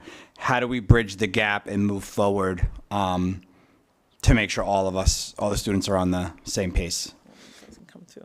Well, hopefully there won't be too much of a gap because we are providing instruction based on the standards, and all of the programs are standards aligned, New York State standards aligned. But if at that time we see that there are some real gaps, we will level set, and we will look at it and decide as a team and implement some supplemental lessons to bring everyone up to par. But hopefully, like I mentioned, there won't be any extreme gaps because they all are aligned to New York State standards. Thank you. And can add I just think it's the systems and structures that might need a little work, and once a decision is made, we're hoping to provide professional development on the program that's chosen before the school year is over, moving into next school year. So they will have professional development. So it's not going to be the gaps necessarily in learning, it's really just the systems and structures. Stiki? Thank you so much for this presentation, and thank you to all of you for staying late. I just looked at my watch and it was 9:30, so we shall be in our pajamas by now. I don't really have a specific question. I wanted to just point out my favorite slide of the presentation, and Mrs. Fine, the Scarborough's reading rope alignment. That's a fabulous slide. It mimics DNA, and I always love how it's so important with the reading literacy or, learning to read. Yes, bring it back up. The fluency or, all of reading has so many different components, and it's interwoven into that nice rope. And, our brain is amazing, and the kids are amazing, and you all are amazing. I did have just one comment, I guess, or, I'm just going to free flow it. I really applaud all of you and all of the teachers that are teaching all of these three programs. I could see why they were all three picked. They each have, a lot of things to offer, and, it's going to be a tough, I think it's going to be a tough choice. And really, though, it was a really heavy lift to learn all of these and now teach them to the students. So I think you guys, really that deserves like a whole recognition of that. I did actually jot down a note. I think one of them, I think when you mentioned My View, you had mentioned that there was specific, resources and support for our English language learners. Was there anything in Bookworm? I don't remember that being highlighted for the Bookworm program. I just wanted to make sure that all three of them probably have some reinforcement for our English language All learners. of them have supports for students regardless of their needs. Okay. My View as well has a whole intervention program. Okay. And the DI block that Barry was referencing is where you're individualizing instruction. Okay. And there's instructional support for differentiating instruction in the bookworms. Okay, great. And I guess DI stands for differentiated instruction. Oh, thank you. Yes, and then I guess on adding on to Mr. Scroller's question about the students, is there, you had mentioned that there was going to be professional development as well for, I guess, the teachers that learned one program and now they have to kind of switch by September. So there's going to be a lot of reinforcement for the program that we ultimately choose, I guess, for our teachers as well, right? That's going to be part of the initiative. Yeah. We felt that's one of the reasons why we feel like the intervisitations are so important, because the teachers are meeting regularly across their pilot groups, but they're also meeting on their grade levels. Okay. So this continuous sharing of ideas, procedures, materials. I've seen in some classes, like someone share like a graphic organizer that they loved that someone else used. So we are maintaining that communication, and ultimately there'll be formal training once the program is identified. And I think that'll also give you more, I guess, input as to which program to ultimately choose, because you have exposure to all of the programs by everyone. So I applaud you guys. Thank you. Thank you so much for all your hard work. It really is appreciated. Yes, thank you all again. I just want to touch upon quickly about the evaluation criteria and how wonderful that is, that there's so many prongs to it, that their teachers are involved, the students are involved, the parents are involved. And the three things that I'll just point out that I'm feeling really is going to be the pedagogical commitment, the instructional commitment, and the district's financial commitment. So as long as the determinants of success fall in line with the support of those, I think whatever program we choose is going to be successful. So I'm very confident in the staff's ability to determine what is best for our students. So I just want to commend you guys for going through a very rigorous process. It's not typical that you pilot 3 programs simultaneously, maybe 2, maybe 1. We are very ambitious in Elwood. We're doing 3. So we are guaranteed to get a very good program for our ELA curriculum. So thank you all for that. Also will say that it's very late. 2 of you have buildings to open tomorrow, and 2 of you have families to get home to. So please feel free to leave. And we thank you very much for your presentation this evening. Have a great night, guys. Thank you, guys. Thank you so much. We are up to our donations this evening. Mrs. Scarola, if you will. Thank you, Mr. Tomio. Thank you to everybody for the following donations. It is greatly appreciated. We have $2,500 from the Elwood Athletic Club to support the purchase and installation of a permanent basketball hoop at the Elwood Middle School. We have $500 from SEPTA to support the special education guest speaker David Flood at the Harley Avenue Primary School during the 2024-2025 school year. We have $500 from SEPTA to support the special education guest speaker Mr. Rowan Murphy at Elwood Middle School during the 2024-2025 school year. $250 from SEPTA to support STEAM Night, which is coming up this January, as Dr. Hood mentioned. $1,000 from SEPTA to support our guest speaker, Ms. Valerie Goldstein, and a book for all classrooms at Harley and Boyd. $6,000 from SEPTA to support the Unified Sports Best Buddies Knights United Blooming Buddies for the 2024-2025 school year. $3,000 from the Elwood Booster Club to support the Names Not Numbers program at John H. Glenn High School. $455 from the Elwood Boosters Club to support the Superintendent Conference Day Breakfast at John Glenn High School and Elwood Middle School on November 5th, 2024. $3,020 from the Elwood Booster Club to support the following after-school clubs for our students in the fall of 2024. Boyd Chess Club, Boyd Makerspace, Boyd Coding Club, Harley Sweets and Treats Club, Harley Art Club, Harley Coding Club, a Guinness World Record Book 2024 from the Elwood Middle School PTA to the EMS Library with a value of $32.53. On behalf of the entire school board, we thank everyone for your generous donations, which will have very positive effects on all of our students. Thank you.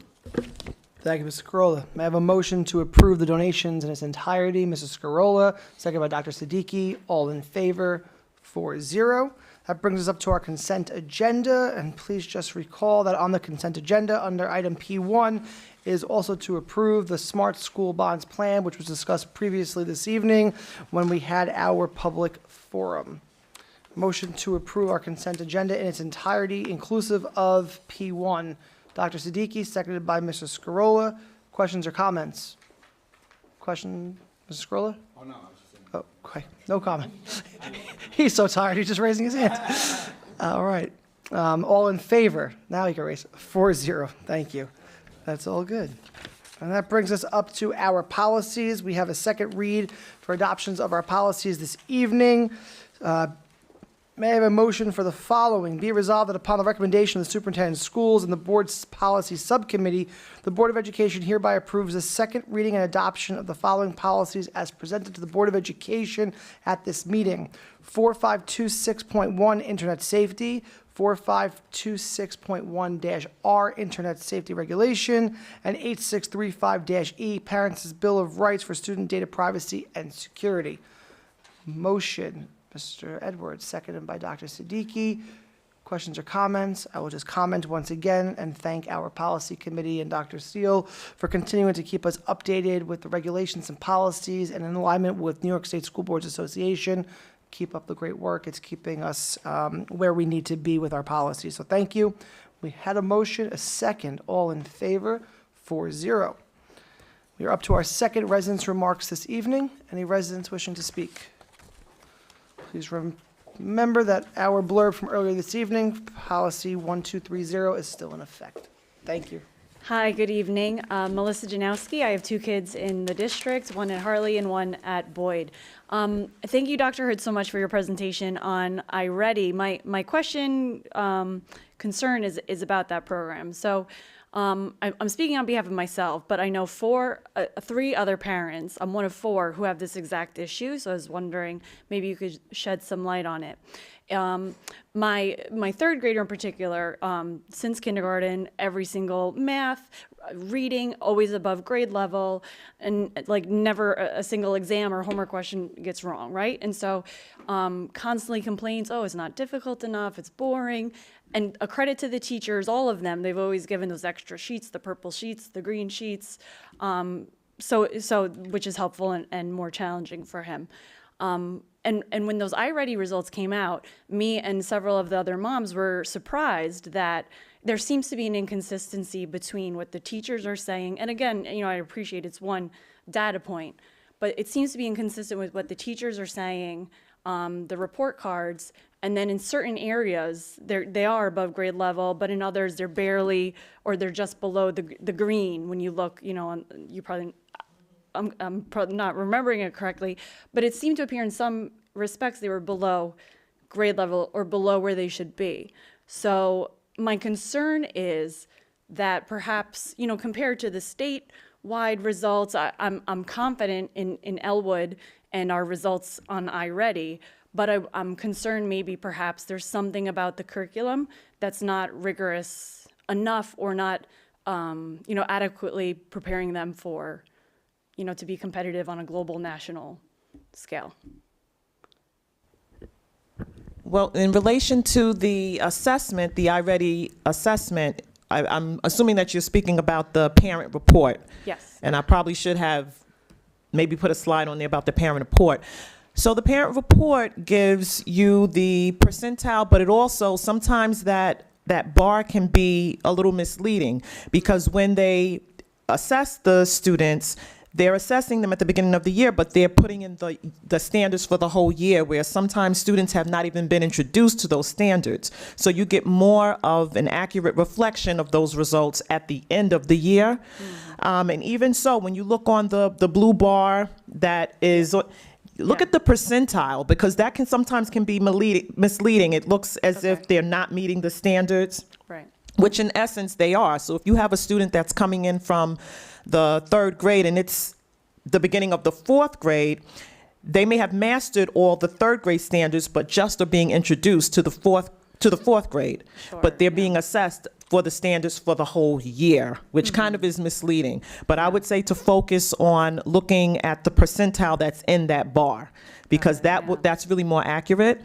And this is, it's interesting because during our curriculum meeting, we had a discussion about the parent reports, and we are waiting, as a matter of fact, now to receive a response from one of the representatives, because we said, sometimes the parents get those reports, and it's alarming.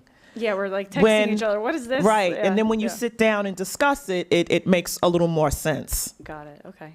No, I appreciate that too. And also, it's on the computer and maybe, you're zoning out. It's there's a lot of different factors. But all right, so I'll look at more globally in the spring. And you know what, you can follow up with my office for additional information, because once I get a response back, like I said, we were just discussing this and we're waiting for a response regarding the reporting to see if we could possibly have it customized for Elwood. It's just a matter of them doing a few tweaks, because it can be alarming when you look and you see, that big gap between on grade level and below grade level. But then what we found out is when you look at that bar and look in the percentile, the student is right where they should be in most occasions. Okay. But definitely you can follow up with my office, email me, call me, and I, can give you a little more information based on your specific situation. Sure. All right, thank you, appreciated. You're welcome. Thank you, Ms. Nowski. Any other residents wishing to speak this evening?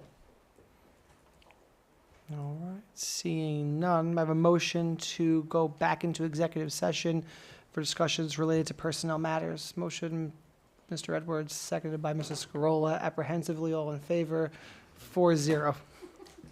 Everybody, no pajamas, but we do wish the community and your families a very happy and healthy Thanksgiving. Enjoy. Thank you, everybody.